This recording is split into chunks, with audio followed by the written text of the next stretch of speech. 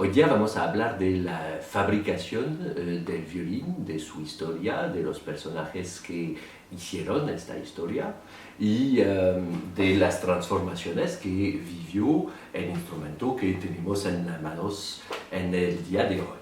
Obviamente se trata del violín y se trata a la vez del arco, muy importante también en la fabricación del instrumento. El violín está reconocido por aparecer en Europa y en el norte de Italia, principalmente a mediados o a principio del siglo XVI. Ya tenemos pinturas, tenemos extractos literarios que hablan del violín o que muestran el violín en una forma relativamente parecida a la que tenemos hoy. Y entonces, al principio del siglo XVI ya sabemos que está en existencia. Ahora, el violín más antiguo que existe todavía en nuestra época es un violín de Nicolas Amati de 1565. Nicolas Amati y Gasparo da Salo son los dos luthieres los más antiguos de los cuales tengamos una historia relativamente documentada, y especialmente Nicolas Amati. Amati tuvo muchos estudiantes, entonces eso ayudó también a tener claridad sobre lo que estaba pasando en la evolución del violín. Amati, dentro de sus más grandes estudiantes, tuvo un chico que se llamaba Antonio Stradivari y efectivamente dio la luz a los violines Stradivarius, que conocemos ahora como siendo los más preciados y los más renombrados, además de ser unos de los más antiguos. También tuvo muchos estudiantes Amati, pero dentro de los estudiantes que tuvo uno que se llamaba Jacob Steiner, que vivía en el Tirol, entonces ya más cerca de Austria, y entonces gracias a esta enseñanza el violín y la construcción del violín empezó a cruzar algunas fronteras y a democratizarse un poquito en varias partes de Europa. Siguiendo su amigo Stradivari, tenemos el luthier bastante renombrado también, Guarneri, y que sea Stradivari o Guarneri y varios otros luthieres de esta época tuvieron bastante hijos y siguieron este negocio y este arte y este artesano sobre varias generaciones. Entonces tenemos muchos violines que vienen también de los hijos de los primeros Stradivari y Guarneri. Ahora, la mayor parte de los violines en esta época estuvieron construidos en la ciudad de Cremona. Cremona está en el norte de Italia y yo recomiendo a cualquier violinista que piense dedicarse al instrumento o hasta simplemente por interés artístico y interés de placer, de ir a visitar la ciudad de Cremona, donde hay muchos talleres de luthieres y donde hay un museo que tiene estos instrumentos extraordinarios a la vista.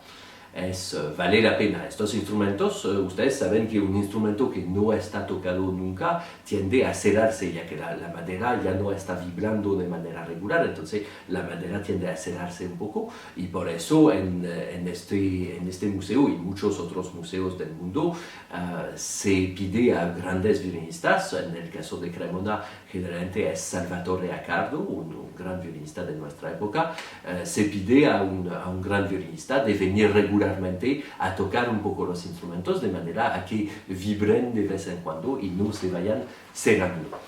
Dentro de los alumnos de Stradivari, de Antonio Stradivari, tenemos grandes nombres que pueden luego ir buscando, Carlos Bergonzi, por ejemplo, o Lorenzo Guadagnini. El violín entonces aparece a principios del siglo XVI y uno puede observar con este dibujo, por ejemplo,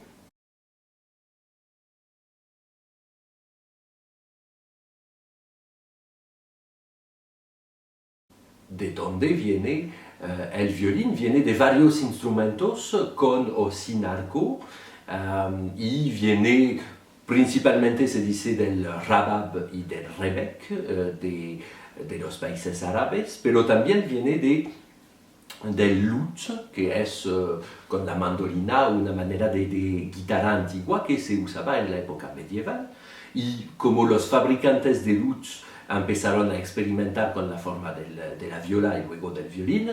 Estos artesanos se llamaban luthieres, y entonces por eso hasta el día de hoy, cuando queremos arreglar un instrumento, nuestro violín, o queremos comprar uno nuevo, etc., vamos a buscar un luthier en nuestra región. Si bien el violín originó en Italia, obviamente cruzó fronteras durante el fin del siglo XVI y luego el siglo XVII y XVIII, y tenemos obviamente algunos artesanos en otros países, principalmente de Francia, de Inglaterra, de Prusia, de Austria, de estos países cercanos a él.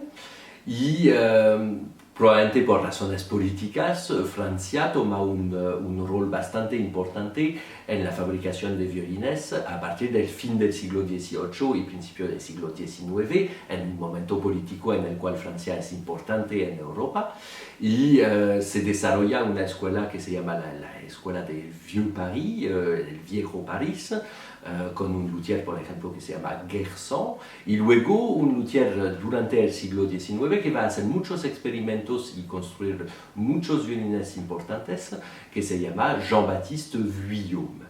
Por aquí dejo la historia de los grandes nombres de luthieres. Ustedes tienen en anexo un diccionario donde pueden ir buscando primero estos nombres, por ejemplo, y saber un poco de sus épocas y de lo que hicieron en su vida concernando el violín, y también buscar ahí con estos nombres los alumnos y profesores de ellos, y ir buscando, generando su propia cultura personal de la historia de los luthieres. En el día de hoy es un poquito más difícil saber cuáles son los grandes modernos, ya que con la globalización pasa un poco lo mismo que pasa con los artistas. Hay tantos concursos que hay muchos ganadores de concursos, es difícil saber cuál es el mejor de todos ellos. Hay tantas oportunidades de salir adelante en algún país, y hay tantos países que están conectados y por el internet y por la facilidad de viajar, que también es difícil saber cuál de ellos es lo mejor. Entonces es más difícil reducir una lista de gente extraordinaria a lo mínimo. Entonces probablemente la historia nos dará, en un siglo más sabremos de la mitad del siglo XX, por ejemplo, o del siglo XXI, cuáles serán los grandes luthieres. Lo que sí podemos mencionar es que en nuestra época hay una tendencia a sobrevalorar quizás los violines muy antiguos, los violines, por ejemplo, de Stradivari o Guarneri, darle una importancia extraordinaria, por eso tienen un precio extraordinario en los mercados. Hubo un experimento hace algunos años atrás, pusieron mucha gente del medio de la música y principalmente violinistas en una sala de concierto, en un auditorio, y pidieron a grandes violinistas de tocar en alternancia violines modernos construidos en nuestra época y violines muy antiguos, de estos que justamente tienen un precio extraordinario y son muy renombrados. Taparon los ojos de estas personas en el público y de los intérpretes, y pidieron a los intérpretes de tocar entonces en alternancia estos violines, y pusieron notas, y los intérpretes y el público pusieron notas según la proyección del sonido, según la calidad del sonido, según el color, etc. Varios factores, y se dieron cuenta de que al fin muchos de los violines modernos tenían mejores notas que los violines antiguos. No significa que los violines antiguos no eran buenos, pero significa que en los violines modernos hay algunos que se construyen que objetivamente pueden tener calidades comparables o mejores que estos violines antiguos. Entonces vale la pena a veces ir buscando un violín moderno. Obviamente es un poco más la lotería. Sabemos que los violines antiguos que sobrevivieron en nuestra época son todos buenos. Después quizás hay mejor en los modernos, pero probablemente hay muchos peores en los modernos también. Entonces, en la lotería, uno necesita ir probando los instrumentos. Ahora, en nuestra época también tenemos muchos violines que están hechos en fábrica, Es decir, sus partes están hechas y luego están asambladas por luthieres, asambladas solamente las partes ya hechas en fábrica. Estos violines tienen, obviamente, generalmente un sonido y una calidad para tocar un poco más mediocre que violines hechos a mano, con amor, con cuidado por algún luthier, pero a la vez nos dan la oportunidad a muchos jóvenes de estar empezando sin un aporte financiero enorme, empezando el instrumento. Estos violines, generalmente se hace bromas sobre los violines chinos, porque efectivamente muchos de estos violines hechos en fábrica vienen del continente asiático y de China en particular, pero notemos a la vez que muchos luthieres chinos hacen violines a mano completamente con amor y cuidado y ganaron estas décadas pasadas, ganaron varios concursos internacionales de lutería con sus instrumentos. Entonces notemos a la vez que un violín chino no es necesariamente un malo violín. Ahora, a partir de la viola se desarrolló el violín, a partir de ahí la viola da gamba, el contrabajo, el cello. Entonces todos estos instrumentos se desarrollaron, pero no se parecían exactamente a lo que tenemos ahora. Entonces lo que tenemos ahora, ustedes ven que aquí el mango está derecho en la dirección del resto de la armadura del violín. Antes era más inclinado, ahí. También esta parte, la mantonera, fue inventada por Louis Spohr, un gran violinista del principio del siglo XIX. Antes era sin la mantonera. El cordal que es aquí, ustedes ven que es un cordal inclinado, eso de manera divertida. Yo tengo un cordal inclinado, pero la mayor parte de los cordales son derechos así, pero antes, en la época barroca, eran inclinados de esta forma. El mango, se desarrollaron más maneras de pegar el mango. Obviamente se dice que la sonoridad de un violín viene en gran parte del barniz que se usa sobre el violín. Entonces estos barnices, los luthieres experimentaron con eso, experimentaron con las F que están aquí, experimentaron también con el cuerpo del violín, un poco más ancho, un poco más delgado, hasta un poquito con el tamaño del violín. La tendencia en la Italia, digamos, del fin del siglo XVI o del siglo XVII era tener violines un poquito más chicos que lo que se construyó, por ejemplo, en la Francia del siglo XIX. Se agregaron accesorios como la sordina o los varios tipos de sordina, mientras los compositores ellos mismos estaban experimentando con los colores que se pueden generar. Se agregó el soporte, entonces hay muchas variedades de soportes que se pueden poner abajo. Algunos violinistas tocan sin nada, con solamente un pañuelo debajo de la ropa, entonces ahí se desarrollaron accesorios. Más recientemente se desarrolló el concepto de clavijas mecánicas que se bloquean en algún lugar y entonces van moviendo muy poquito y permite afinar más fácilmente y más suavemente el instrumento. Entonces hay muchos tipos de accesorios que se desarrollaron.